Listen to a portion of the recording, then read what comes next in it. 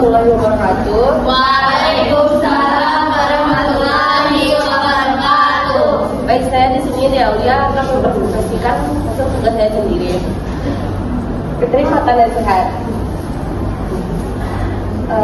Ide pokok usaha yaitu menyediakan layanan makanan bergizi seimbang dan lemak bagi masyarakat yang ingin menjaga pola makan sehat, menurunkan berat badan atau memiliki kondisi kesehatan tertentu seperti diabetes dan hipertensi.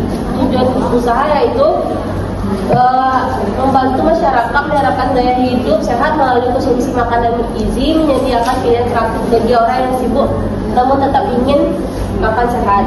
Keunikan usaha yaitu keunikan dari catering makanan sehat ini adalah antara lain menu dapat disukai dengan kebutuhan gizi dan tujuan pelanggan, diet, fitness, vegetarian, penyakit tertentu, menggunakan bahan lokal organik tanpa pengawet dan MSG. Proyeksi singkat dalam jangka 1-3 tahun. Usaha ini diproyeksikan menjangkau pelanggan di area perkotaan dengan sistem langganan harian atau mingguan. Mengembangkan aplikasi pesanan online untuk mempermudah pelanggan menambah variasi menu dan paket catering, diet, mayo catering kantor dan keluarga. Meningkatkan omset hingga 30% per tahun dengan strategi promosi digital. Latar belakang dan analisis masalah. Gaya hidup modern serba cepat menyebabkan banyak masyarakat mengabaikan pola makan sehat. Berdasarkan data WHO, sekitar 70% penyakit tidak menular seperti obesitas, diabetes, hipertensi, dan penyakit jantung disebabkan oleh pola makan yang tidak seimbang dan kurangnya aktivitas fisik. WHO juga menekankan pentingnya konsumsi makanan bergizi seimbang dengan membatasi gula, garam, dan lemak untuk mencegah risiko penyakit tersebut.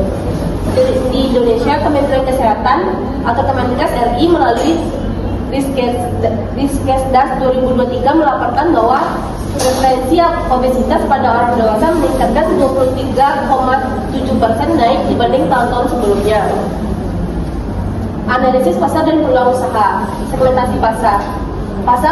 Sasaran dari usaha catering makanan sehat dibagi menjadi beberapa segmen berdasarkan faktor demografis, dan perilaku. Demografis usia 20-50 tahun, jenis kelamin laki-laki dan perempuan, status mahasiswa, karyawan profesional dan ibu rumah tangga dan lansia. Psikografis individu dengan kesadaran tinggi terhadap kesehatan dan pola makanan seimbang.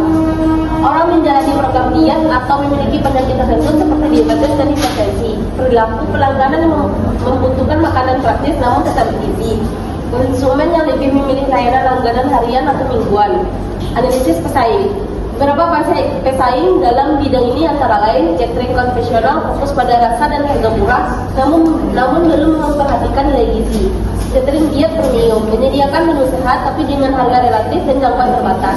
Aplikasi makanan siap saji menawarkan kemudahan tetapi tidak menjamin keseimbangan nutrisi. Kebutuhan pelanggan. Hasil observasi pasar menunjukkan bahwa pelanggan saat ini meningkatkan makanan sehat yang tetap lezat dan bervariasi. Layanan pengantaran cepat dan praktis. Menu bisa disesuaikan dengan kebutuhan kalori dan diet pribadi. Informasi gizi yang jelas pada setiap menu, kemasan yang ramah lingkungan. Analisis SWOT. Aspek keterangan. Strength atau kekuatan menu sehat seimbang disusun berdasarkan anjuran gizi Kemenkes, menggunakan bahan segar alami tanpa MSG, harga kompetitif dengan kualitas premium, sistem pemesanan fleksibel, harian atau mingguan. Kelemahan itu ketergantungan pada bahan segar yang mudah rusak, membutuhkan tenaga ahli gizi untuk perencanaan menu, promosi awal membutuhkan biaya tinggi, peluang dan gaya hidup sehat semakin meningkat, potensi kerja sama dengan kantor gym, klinik kesehatan, dukungan pemerintah terhadap usaha makanan bergizi, ancaman munculnya pesaing baru dengan konsep serupa, perubahan harga bahan pokok yang mempengaruhi biaya produksi, perubahan preferensi konsumen terhadap tren dan diet tertentu. Deskripsikan produk dan layanan keperawatan. Layanan keperawatan merupakan bentuk pelayanan profesional yang berfokus pada pemeliharaan, peningkatan dan pemulihan kesehatan individu, keluarga maupun masyarakat, baik yang sehat maupun yang sakit. Layanan ini dilakukan oleh tenaga perawat yang kompeten sesuai dengan standar praktik keperawatan dan kode etik profesi. Layanan keperawatan dapat dilakukan secara langsung, tatap muka maupun tidak langsung. Tujuannya adalah untuk memenuhi kebutuhan dasar pasien, membutuhkan proses penyembuhan serta meningkatkan kualitas hidup pelayan. Strategi pemasaran atau marketing plan. Branding mengusung nama Fresh Life Catering dengan slogan makan sehat, hidup nikmat untuk menggambarkan gaya hidup sehat dan citra rasa lezat. Media promosi menggunakan media sosial Instagram, TikTok, WhatsApp bisnis untuk promosi menu, testimoni pelanggan dan tips gizi sehat, menjalankan kerjasama dengan influencer kesehatan dan komunitas olahraga. Strategi digital marketing membuat website dan sistem pemasaran online yang menampilkan informasi gizi tiap menu, memberikan promo pelanggan baru, diskon langganan mingguan dan sistem poin loyalitas, kolaborasi bekerjasama dengan gym, klinik kesehatan dan asistensi kantor untuk paket catering sehat karyawan. Struktur organisasi dan rencana SDM.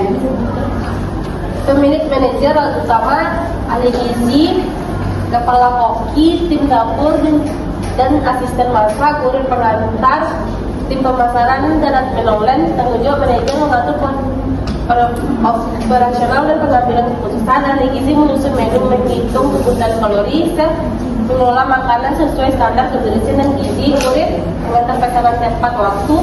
Tim marketing mengelola promosi dan interaksi pelanggan. Rencana keuangan atau financial plan.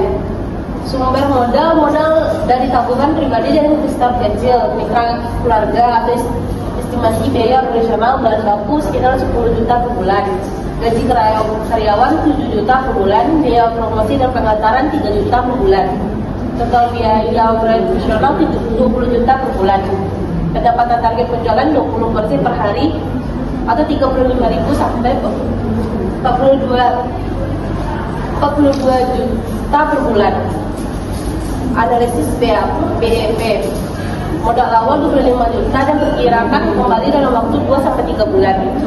Analisis risiko dan rencana mitigasi risiko operasional bahan segar sebab rusak, keterlambatan pengantaran, menyimpan bahan di lemari pendingin dan mengatur jadwal pengantaran efisien, risiko klinis ketidaksesuaian menu dengan kebutuhan pelanggan tertentu, konsultasi dengan ahli gizi dan menyusun menu personal, risiko regulasi perubahan kebijakan izin usaha, mengurus izin BPOM dan sertifikat halal sejak awal, bersaing dengan usaha sejenis, kualitas rasa memperkuat identitas brand sehat, penutup dan dampak sosial. Usaha catering makanan sehat diharapkan dapat meningkatkan kesadaran masyarakat akan pentingnya pola makanan bergizi dan seimbang. Selain memberikan keuntungan finansial, usaha ini juga berkontribusi dalam menurunkan risiko penyakit tidak menular seperti obesitas dan diabetes. Dalam jangka panjang, bisnis ini diharapkan menjadi bagian dari solusi gaya hidup sehat masyarakat Indonesia, sekaligus membuka lapangan kerja baru di bidang kuliner sehat. Setelah itu saja presentasi dari saya. Assalamualaikum warahmatullahi wabarakatuh. Waalaikumsalam